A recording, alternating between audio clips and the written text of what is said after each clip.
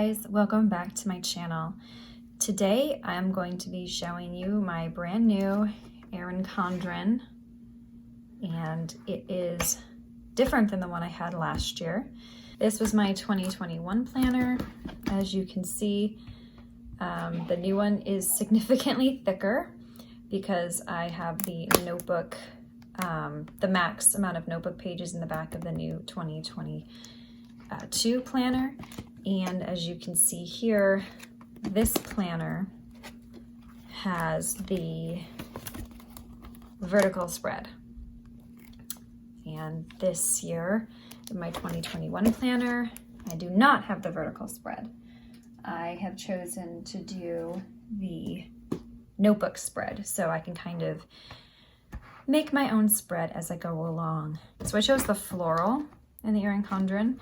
I just like the pastel colors of it all.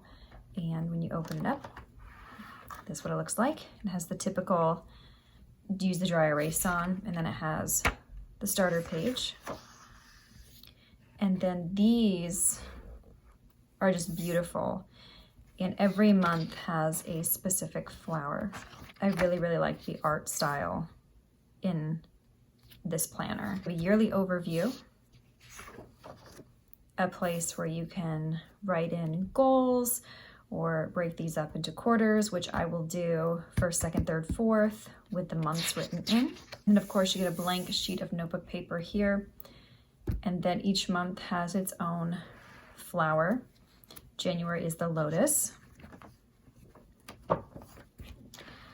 And then I like all Erin Condren spreads. It is the monthly, an extra notebook paper, the what I call productivity page, and then what is different about this one is notebook space.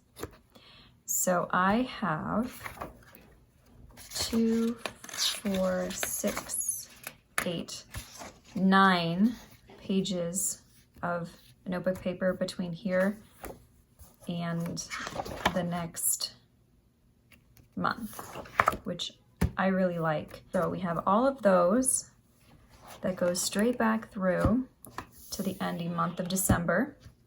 And then I have the notebook. So I went the maximum number of pages I could, and I have, you can hear my son out there playing.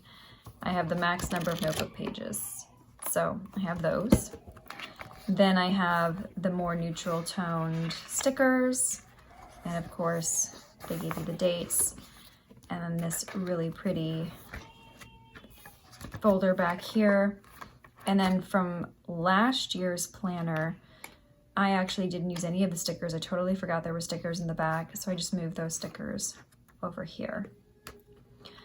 And then of course there's just another page where you can use the dry erase markers. And then this is the back. So that is my 2021 Erin Condren planner that we are going to start filling out. I'm only going to be using 2 planners this year and a notebook, the same notebook that I have been using over the last year. It's not been filled out yet, and it is this one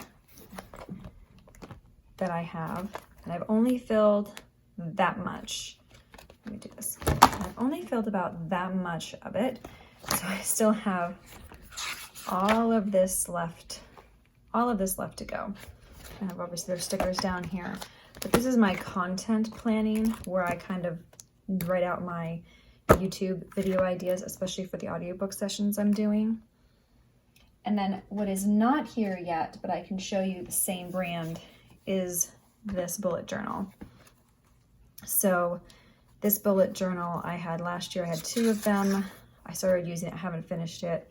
This will probably end up being like a junk journal type, but it's really nice. It comes with a pocket, and the paper is very thick, doesn't bleed.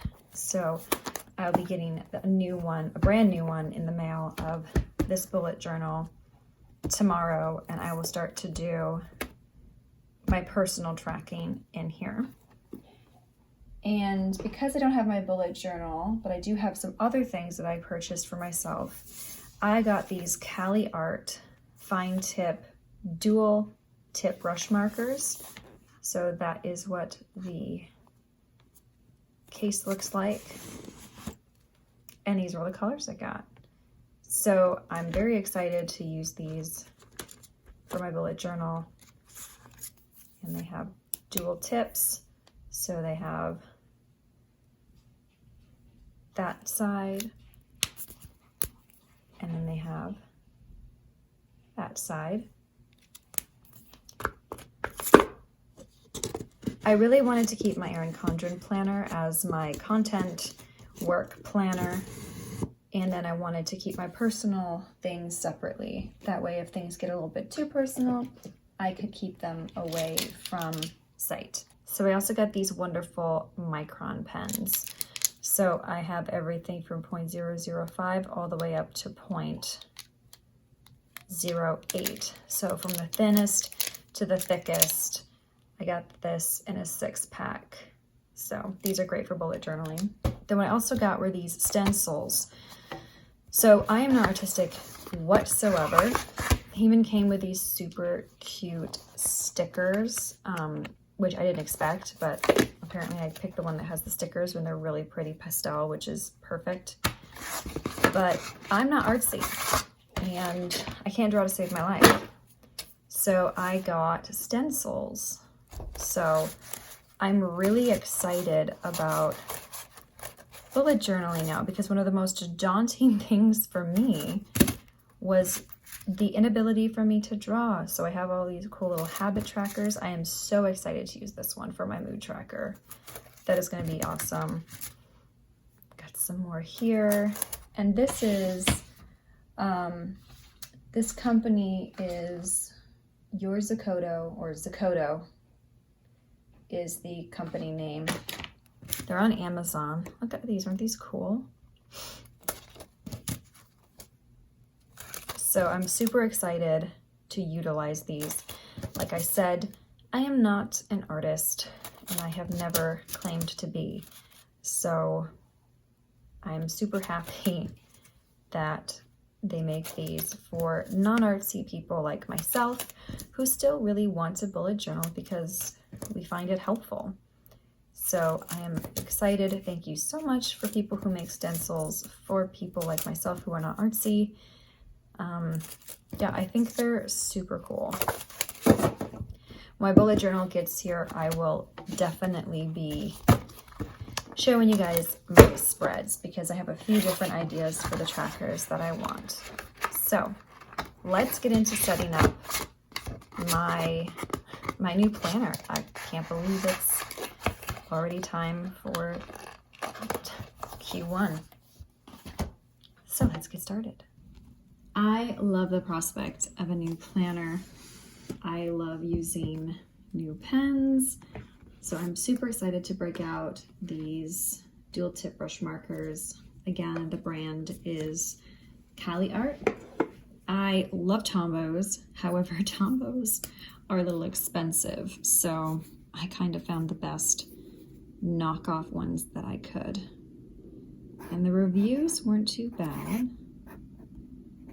So I decided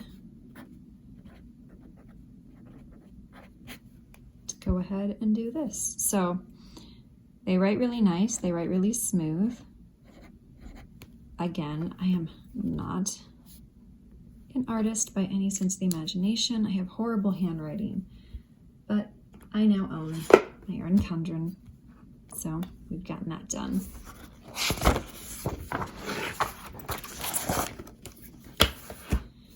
The quote on this page says, if you want something you never had, do something you've never done. Kind of makes sense. I really just love the art that they utilize in the florals. It's so pretty. So one of the things I'm going to do is I'm actually going to give a little bit of a highlight to the months here, because I personally really like that look.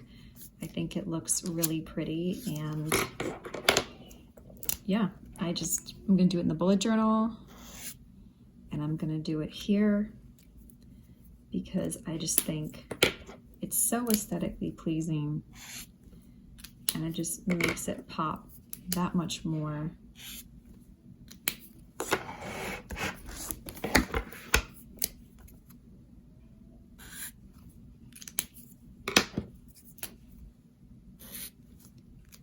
One of the things I am most excited about for my bullet journal is really taking the time to focus on me